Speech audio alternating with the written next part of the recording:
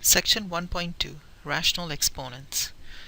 In this section, we're going to continue with the idea of exponential numbers, except if you recall, when we defined exponential numbers, we said that the exponent of the power had to be a natural number. That means it had to be a positive integer.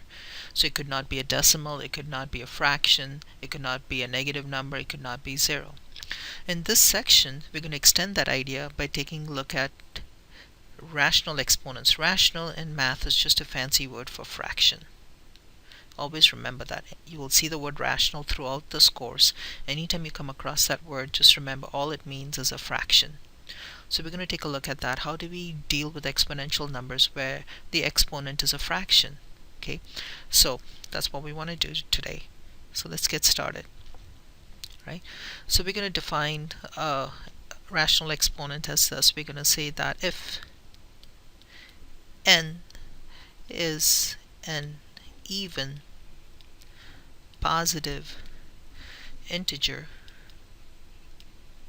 that means it's a whole number, okay, and b is greater than or equal to 0, okay, then b to the 1 over n, okay, is the non-negative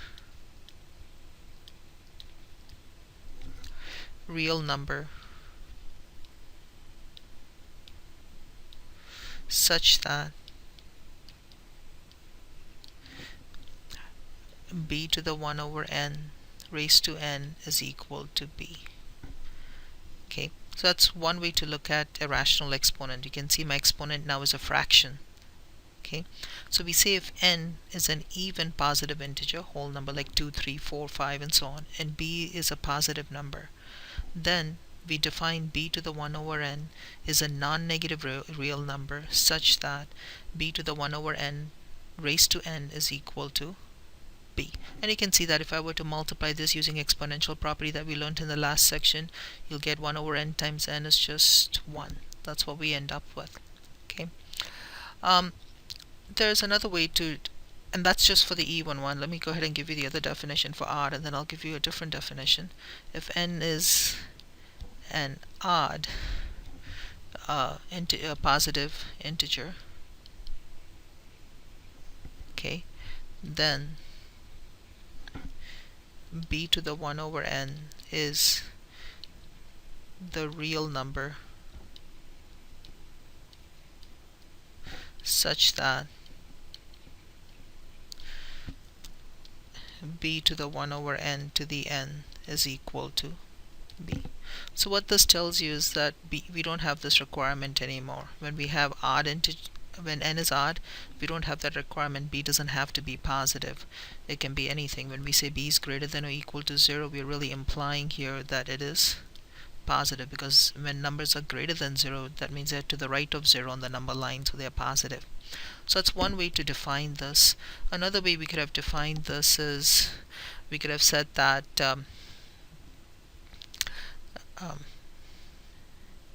b to the 1 over n is equal to a, okay, if a to the n, if a to the n is equal to b. So there's another way to define exponential number, a rational exponential number. So we say b to the 1 over n is equal to some number a if there exists a number a such that if you raise that to n, you get b. So let's take a look at some examples. So there are some couple definitions I've given you. Okay, so let's take a look at an example. So let's say if you have 25 to the half. So 25 to the half will equal to some number. Okay, we're looking for that number. If we can find that number and square it and get 25, and you can do that in your head, you can see that we're going to end up with 5. Okay, now keep in mind, if I were to take minus 5 and square it, I still get 25. So you might be tempted to put minus 5, but remember what our definition said, okay, that if b is greater than 0 and n is even, in this case n was 2 in this example that I just did, then b to the 1 over n is a non-negative real number. That means it cannot be negative. That's why we cannot have minus 5, even though minus 5 is equal to 25. When n is even, we cannot have that. Okay, here's another example. Let's say you have negative 64 raised to 1/3. What is that? Well, if we can find a number whose cube is equal to negative 64, can you take a number and multiply by itself 3 times and get negative 64? Sure, the number is negative 4. Negative 4 times negative 4 times negative 4, we get that. Here's another example. How about 16 to the half? Can I find a number whose square is equal to 16? Sure, the number is 4. And one last example. How about negative 36 to the half? Okay, can I find a number when I square it, since n is 2 here, and get negative 36? Now think about it for a while.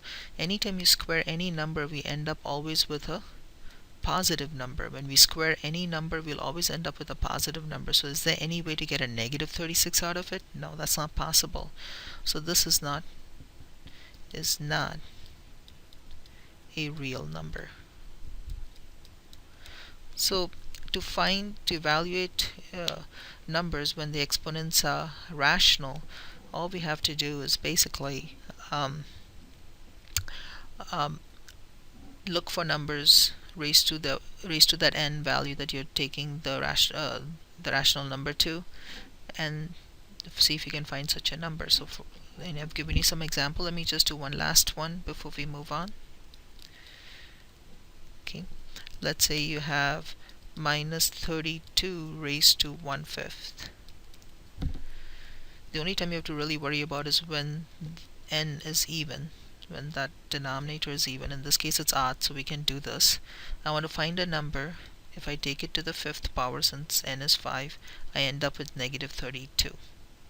And you can play with those numbers in your head. It's negative 2, because negative 2 times negative 2 5 times is negative 32.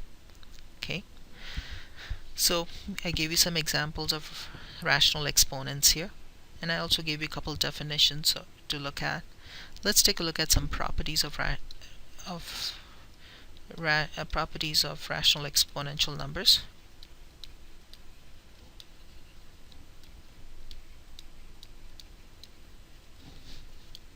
I'll abbreviate this exponential numbers. Okay, so first of all the properties that we've done so far are good. So let me write down, I'll just write down, put a note, all the properties of exponential numbers from section 1.2 apply. Okay, so all of those properties that we talked about in the previous section, from 1.1 apply. That means, let me just quickly refresh your memory. We don't have to worry about the first property, because if the exponent is 0, it's no longer a rational exponent per se. It's not a fraction, so we don't need to worry about it. We just get 1. And all the other properties, like we had n times this, was b to the n plus m, if you recall. So now we have 1 over n times b to the 1 over m. Well, it will be b to the 1 over n plus 1 over m, and so on. So all of those properties are good. So everything works, except we have one new property that we need to worry about. Okay, so let's take a look at that. So that's this property. So if you recall, last time I had 6 properties, so I'll call this number 7. Okay, so that property was this is the new property that we need to worry about. If you have b to the 1 over n raised to m.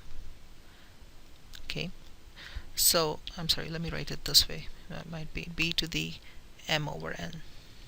Now I can write this as b to the 1 over n raised to m, or I can write it as b to the m raised to 1 over n.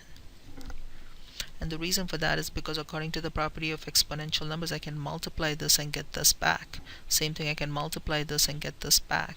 So it doesn't matter which way you look at it, they're both the same. But one is better than the other. It's always better to do this when you have this, because whenever you do this thing, the numbers are going to get smaller, and you can see that over here. When the exponent is rational, the numbers get smaller compared to what you start with. So we always want to do that first, okay? Because if I do this first, anytime you take a square or a cube or a fourth power or the fifth power of a number, that's going to get bigger and bigger. So it's going to be harder to do the 1 over n of that number, whatever we get. So it's better to to make the numbers smaller first before you take the power. Okay, so that's the one we always want to do. So I'll give you some examples of that. So that's the only new property we need to worry about, and then I'll do some other simplifying examples in a second. So let's say if you have 64 raised to 2/3. Okay, let me show you the wrong way to do it. You might be tempted to write it as 64 squared raised to 1/3, because if I multiply 2 times 1/3, I get 2/3. And then 64 squared, I myself don't know what it is. I'd have to do it on a calculator. And then whatever we get, we want to raise that to 1/3, so that you can see it's going to get ugly very fast. So let's do it the other way, the better way, the one I've boxed up here. We first take 64 raised to 1/3 and then square it. So let's just do that on the side. Let's just do this inside on the side here. So I want to find a number. When I raise it to 3, I'm going to get 64. And the number happens to be 4, because 4 cubed is 64. So the inside of that is 4. And then you square that, so you end up with 16. So you can see that's a lot easier to do than trying to do the square first. Here's another example. Okay, let's say that we have 25 raised to minus 3/2. Okay, the first thing we'll do is, because we know we can never have negative exponents, let's fix that. So we get 1 over 25 raised to 3/2. We'll make that exponent positive. Then, if you recall, what do? We have a choice. Should we do the cube first or the 1/2 first? Let's do the 1/2 first. We've talked about that. 25 raised to 1/2, and then you cube it. So we get 1 over something cubed. So let's do that on the side. What do I want? I want some number. When I square it, I get 25. What's that number? Because 5 squared is 25, so 5 goes here. And then 5 cubed is 5 times 5 times 5 is 125. So the answer to that 25 raised to minus 3/2 is 1 over 125. Okay, here's another example. Let's say we have negative 27 raised to 2/3. So once again, I'll take negative 27 raised to 1/3 first, and then square it. Now I have to be careful here because there's a negative inside, so I want to keep those parentheses. That's why I put extra set of parentheses or brackets, whatever you want to call them, on the outside. So I do this first. So let's do that on the side. I want to find a number whose cube is equal to negative 27. So let's do that. So you can see negative 3 cubed is equal to negative 27. Negative 3 times negative 3 times negative 3. So this inside happens to be negative 3, and then you square that. So negative 3 times negative 3, when you square it, we get 9. So that's the answer to that problem. So I hope I've convinced you on how to calculate numbers that have rational exponents. Okay, let's go ahead and do what we did before in the previous section about simplifying. So let's do that.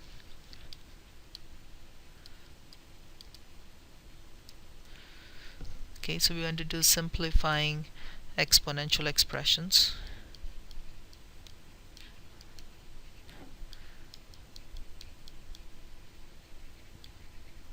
So this is going to be very similar to what we did before. Make it simple. The exponent expression might be ugly to begin with. We just want to make it easier to read, so it's easier on the eyes. Okay, we just have to be careful though when we do this, because the steps that I gave you last time are good, but we need to come up with some better steps. Okay, just we need to make one little slight modification to our previous steps. So let's take a look at it. So let's say if I have, let's start with something like this. I have a raised to 2/3 b raised to 1/2 cubed divided by a raised to minus 1/4 b raised to 2/3 squared. So now you can see it's a little bit more complicated because my exponents are fractions, but the idea is still the same to begin with. We start by taking care of this outside exponent like we did in the previous problems. So let's do that. So you take 2/3 times 3. So if you do that, and you'll have to do a lot of work on the side in these problems. So let's just do that. If you take 2/3 and multiply by 3 over 1, because this is over 1, the 3's will cancel, so you just get 2. So we get a raised to 2. Then you take 1/2 times 3, so you get 3/2. In the denominator we get minus 1/4 times 2, because we're going to multiply these, over 1, so the 2 cancels here. So we get minus 1/2.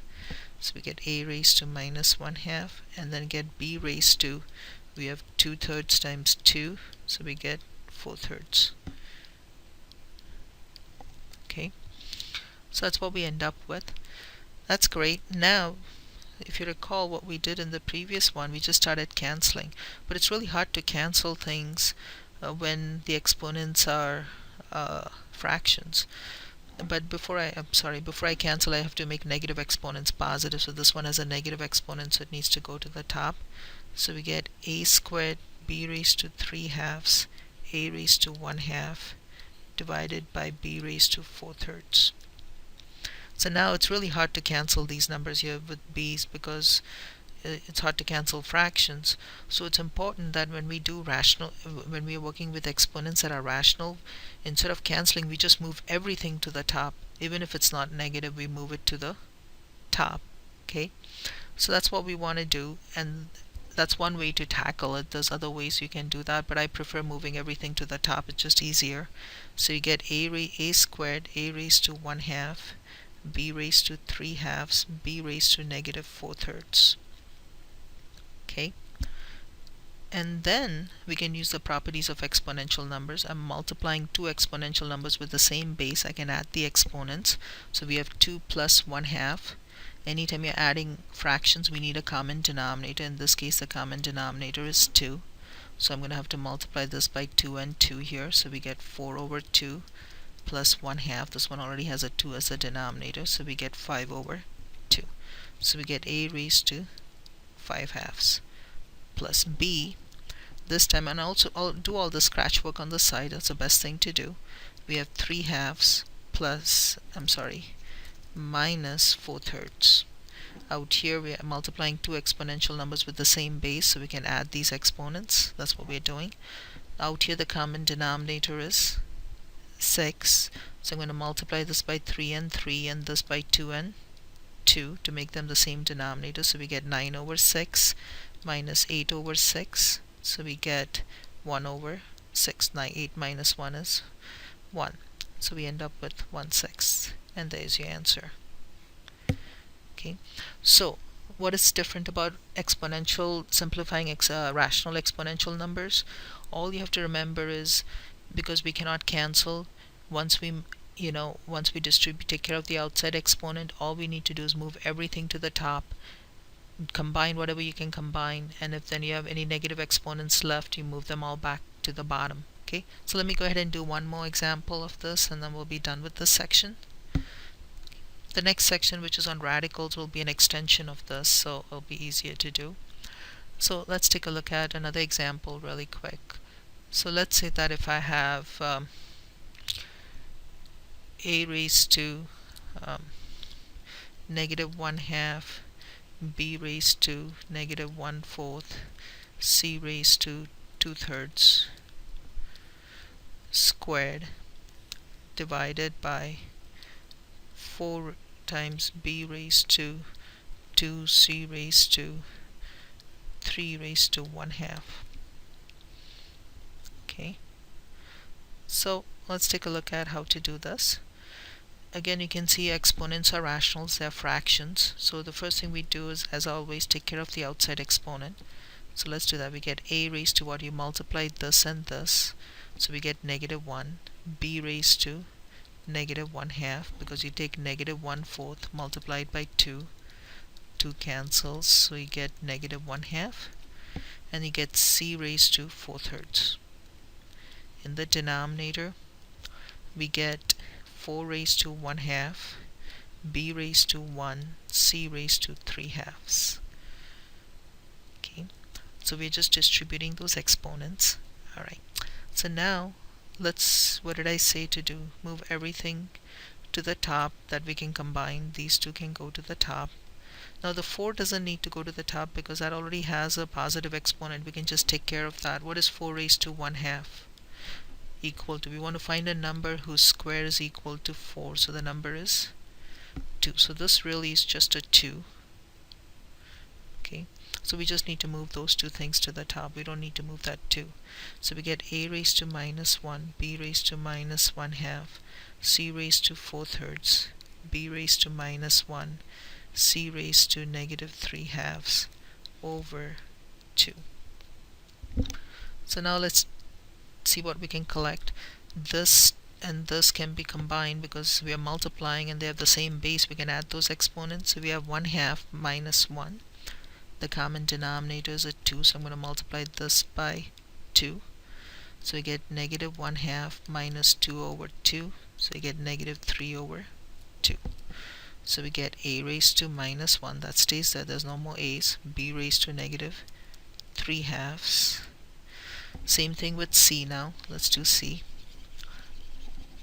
I have c term here and here. They're the same base. I can add the exponents. So we get 4/3 minus 3/2.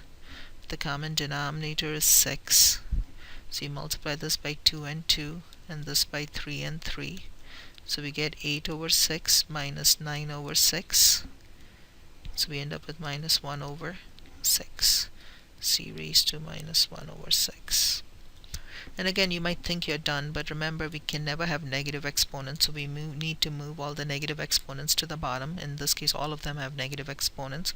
So when we move them to the bottom, there'll be only a 1 left on the top. We have 2a, b raised to 3/2, c raised to 1/6. And there's your answer. Okay. So when you're working with rational exponents, that's what you want to do. It's a little bit different, just a slight bit. Once we take care of the outside exponent, what we need to do is move everything to the top, all the terms, and then we basically add the terms, add the exponents where the base is the same, and then if there's any negative exponents left on the top, we move them back to the bottom. Okay. I hope this helped. Just take a few minutes and do your homework from that section. That way you can practice some of these concepts that we just talked about.